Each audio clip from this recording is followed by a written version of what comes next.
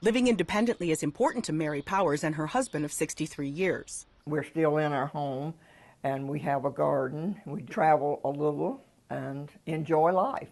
Like a lot of people in their 80s, Mary has high blood pressure. She works with her doctor to manage the blood pressure so she can be as healthy as possible for as long as possible. The most common reasons that people end up losing their independence are often complications of hypertension. Dr. Jeff Williamson from Wake Forest School of Medicine and co-authors released the latest results from the systolic blood pressure intervention trial, also known as the SPRINT trial.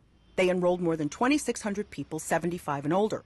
All participants were living in their own home and could get back and forth to the doctor. They were randomly assigned to 2 groups. We wanted to test and see whether a systolic blood pressure target of less than 120 millimeters of mercury, that's the top number measured in the doctor's office, was more effective than 140 at reducing the risk of stroke, heart attack, heart failure, and death.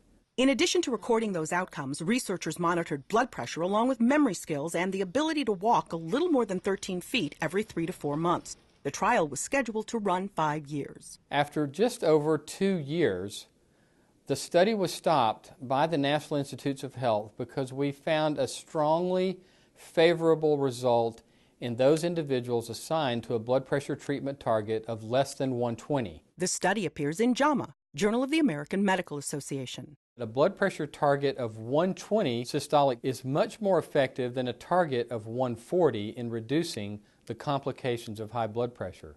Even those individuals who were somewhat frail appeared to benefit from the lower blood pressure target. This should remove a great deal of confusion for patients and their physicians about what the blood pressure target should be for older people. Mary's blood pressure has been well controlled, and she has just one word for how she feels these days. Great. Catherine Dolph, The JAMA Report.